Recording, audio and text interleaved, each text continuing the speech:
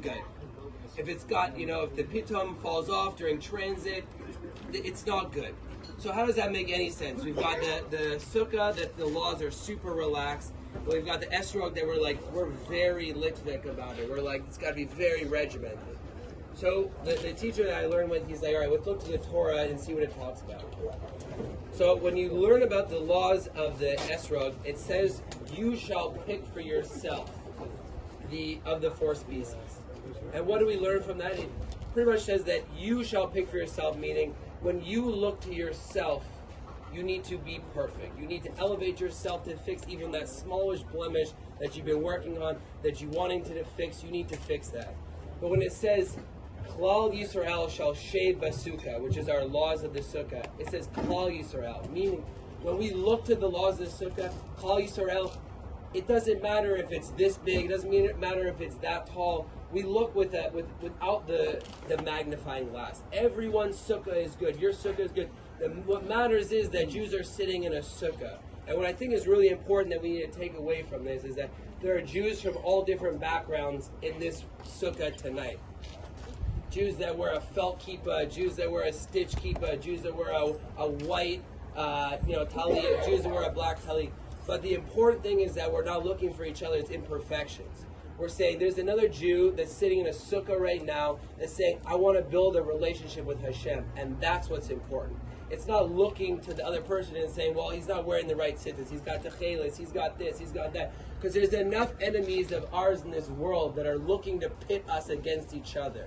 But if Jews can come together and sit in the sukkah, and I'll tell you one more thing, that the Lubavitcher Rebbe, I don't know if anyone learned this, but the Lubavitcher Rebbe, who teaches about with the laws of the sukkah, he says the sukkah needs to be 2 walls and a tefach.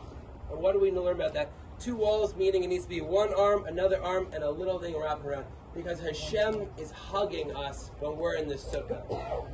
So when Jews can come together and be embraced by Hashem's hug and say, I'm interested in building a relationship with Hashem, that's the most important thing. I want to finish by just saying that, we all left Yom Kippur services feeling like elevated. I don't know, those who fast, those that didn't, those that were in shul, those that weren't in shul. No matter where you are, no matter how observant a Jew you are, everyone felt that extra oomph on Yom Kippur. And why, what we learned is why Sukkot is so close to Yom Kippur is because we're supposed to take that elevated feeling, that feeling of where we shed all of our human characteristics. We don't eat, we don't drink, we don't sleep, we try not to touch our wife, and we shed all of those things that make us a human on Yom Kippur. And then 3 days later we have Sukkot, and Hashem says, what are your 3 mitzvahs? Eat and drink in the sukkah, sit in the sukkah, and toil in the sukkah. They're all physical things. And what can we learn from them?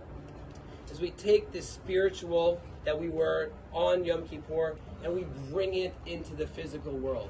This week we're embracing each other in the sukkah, but next week we don't have a sukkah. It goes into like a lull of Jewish holidays.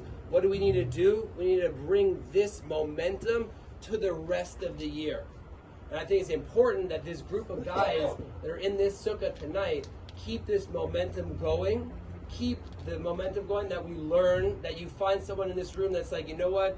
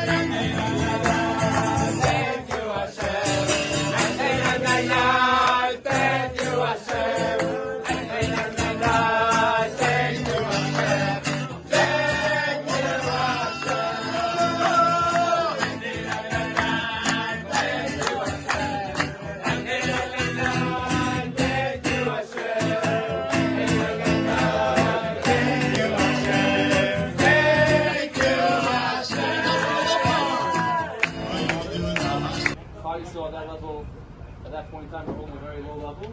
But nevertheless, Hashem kept His promise and took us out of Mitzrayim. That's the Zechira. We remember something that wasn't part of us at that point in time. And then Shavuos was that process of coming. And the Sfiras Omer is perfecting ourselves to come to accept the Torah. And Shavuos is, and Sukkah is very close to Chag HaOsim. Chag HaOsim is the time of gathering in the fruits. That's the time of the harvest. But in the spiritual sense, it's referring to the spiritual connection that we have with the Kadosh Baruch Hu after Rosh Hashanah, after Yom Kippur, the high levels that we reach. Hashem wants us with Dafka specifically to be in this world, as Zeb spoke. The purpose of the Jews is to be in this world, to make it a Malchum Hashrat Shechina, to have to enable Hashem's presence to be seen and felt, and to be a light for the nations. And it's only after that experience of Rosh Hashanah and Yom Kippur that one could tap into his higher self and allow that to permeate and to pulsate throughout his whole body and dictate and govern his actions in this world, and use all the involvement in this world and the physicality in this world to uplift it to the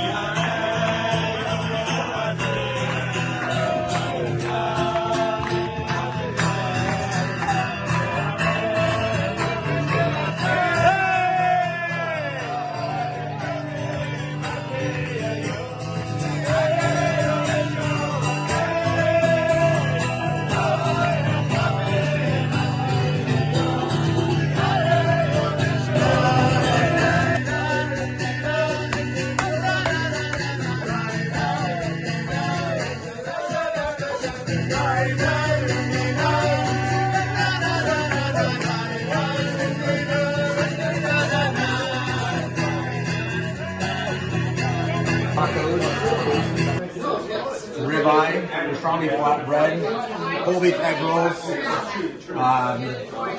balsamic tomatoes, and pickles.